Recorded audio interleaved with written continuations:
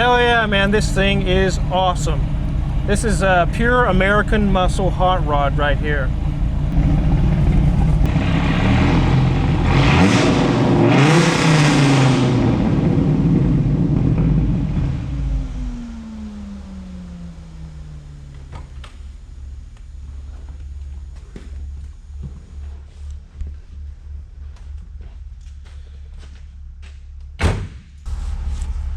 This was just in here not long ago. This is a 98 Dodge Viper GTS. It's owned by Alex.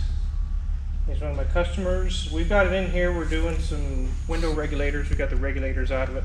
The doors are apart, so the button and stuff doesn't work. I have to do you saw me doing the manual open and close, but doing some HVAC work and window regulators, and really not a whole lot of extensive work, just fixing a few little things he had, some issues he had. But this just harkens back to the late 60s Dodge 426, 440s, hot rods, loud, powerful. It almost evokes that sound. It's a pretty amazing car. It's pretty awesome. But speaking of amazing cars, wait till you see what we have next.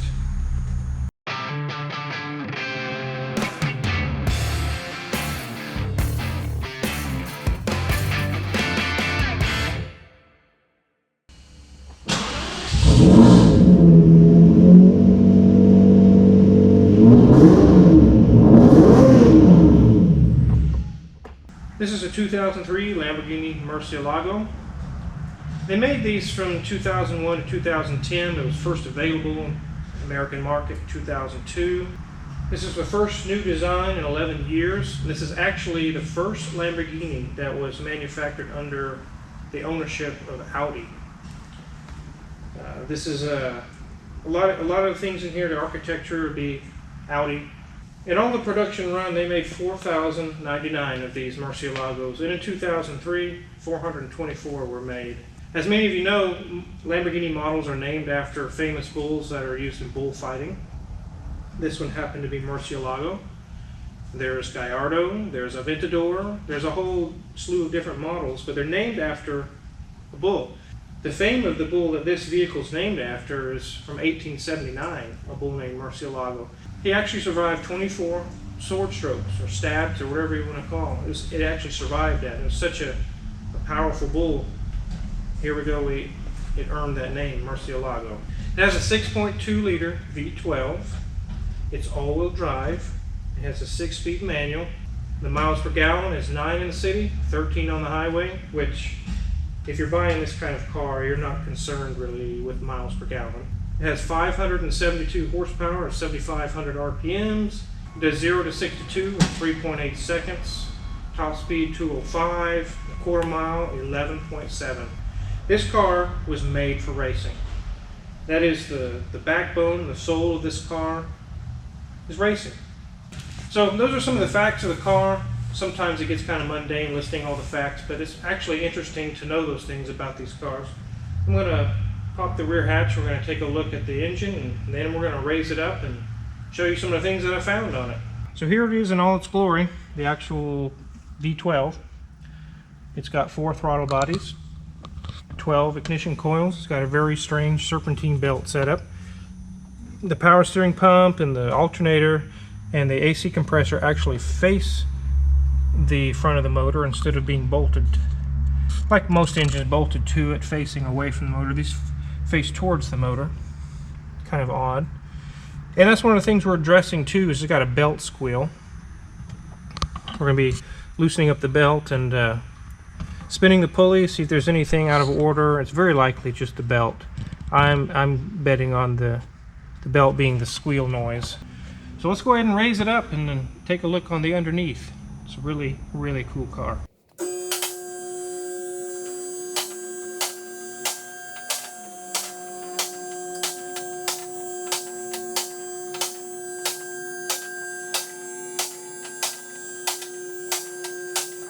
Okay, well now we're on the underneath of a Murciélago. I don't even know that Leo's seen the underneath of it. A lot of people haven't even seen this car at all. So, as I said earlier, it's all-wheel drive. As you can see, this is the front differential, and it runs to the transaxle up there. The first thing I found when I looked at it is that there's some oil on the power steering rack, and I traced it down to this short little hose that's up top. It's a pressure hose. It goes from that fitting there to the rack. And here's the drive shaft. Goes to the transmission. And then here's the shaft that drives the rear wheels to the rear differential.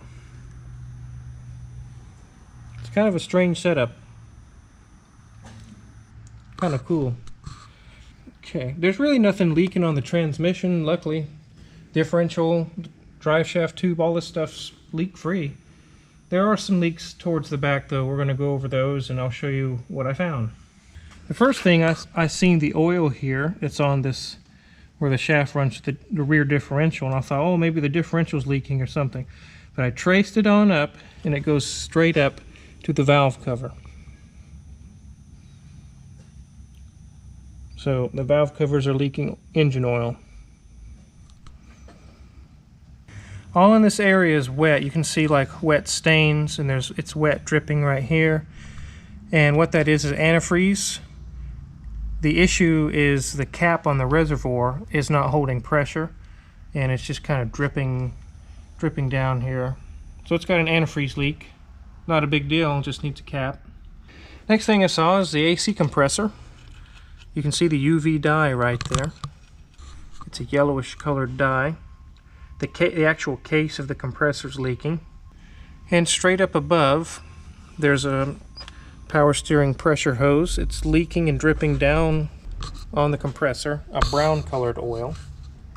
It's not the same oil that we just saw, this bright yellow UV, which is compressor oil. This is power steering fluid. This is another Hoovy term.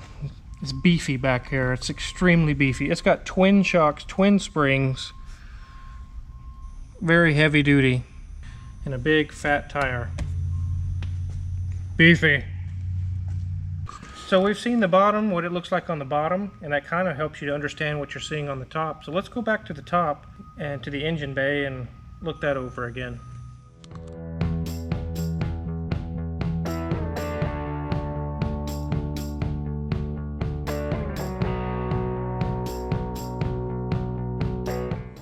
I've heard from people that have pulled these engines, and it's very, very stressful because it's so long.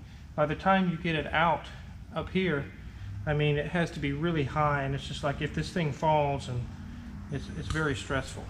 So I've checked over the belt issue, and the pulleys all spin fine. Everything's fine under there. The actual belt's just old and it's squeaking. It's making a squeak noise. How long of a job is it going to be, Car Wizard? That thing's not easy to get to. It's not easy to get to, but it's actually not that hard. The tensioner's over there. You can see that aluminum underneath the alternator. The alternator also tensions the belt a little bit. It's not hard. To do it right, it'd probably take me 45 minutes to an hour. Take the belt off, put the new belt on, tension it back up. It isn't like a Honda Civic or something. How long do those take? 10 minutes. You can see the wetness here on the coolant reservoir. It's been leaking antifreeze from the cap here. I pulled the cap off. It's just bad. The little valve in there's gone bad. Any kind of expansion of the antifreeze as it heats up, it just comes right out instead of holding pressure.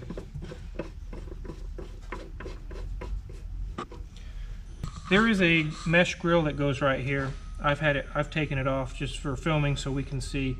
Some of you will say, where's the mesh grill at? Well, you can see where it went.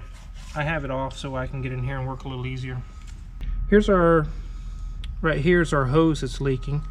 It's just dripping on top of the AC compressor, some brownish red power steering fluid. It'll need a new, it runs along and goes up there. It'll need a new flex hose there, pressure hose. Car Wizard, how do you get parts for a Lamborghini? You can't just go to the local car parts store. No, you're not going to find anything on this car. Maybe, I don't even know if you'd find bulbs. Leo used to have a Gallardo. The bulbs, the turn signal bulbs. Nobody could even find the right bulb. The little guides on the side of the bulb are weird. You're not gonna go to AutoZone or CarQuest and buy parts for this anyway. You're gonna want to buy OEM parts or known quality parts. I use Ricambi. That's who I use to get these parts. Ferrari, Lamborghini, Maserati. They ship fast. There's no gimmicks, no games. They really do a good job. That's who I trust on parts on these. Right now I have a Murcielago in the shop. I have a 360 Ferrari in the shop. I have Louis Rolls-Royce Phantom in the shop. Next week I have a Ferrari 458 coming in for the annual service, oil change basically.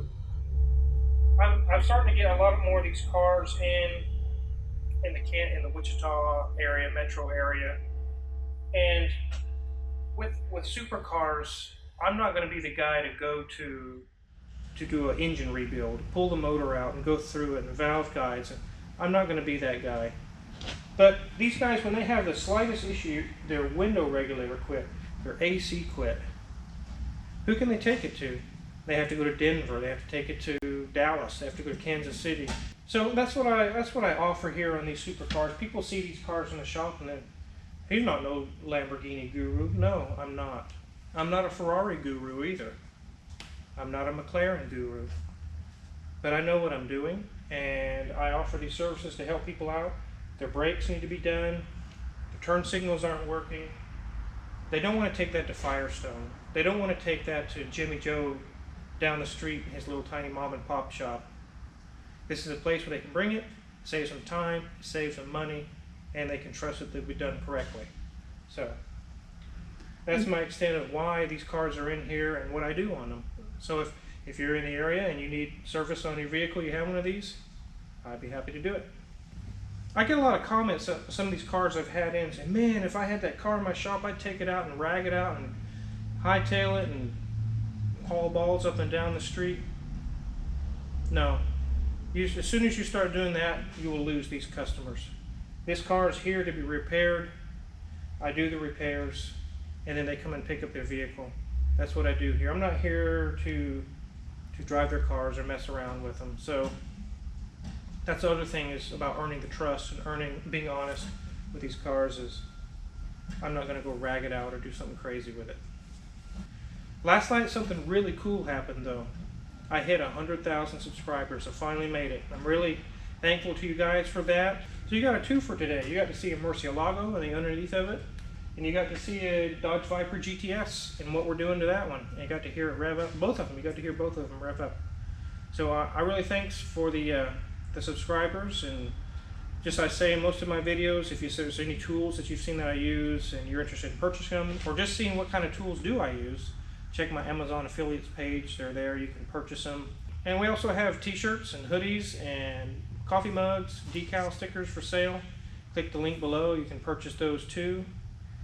Looks like I've got my work cut out for me on this thing, and I'm excited to work on it. So we'll get this fixed up for Leo. Anyways, thanks for watching.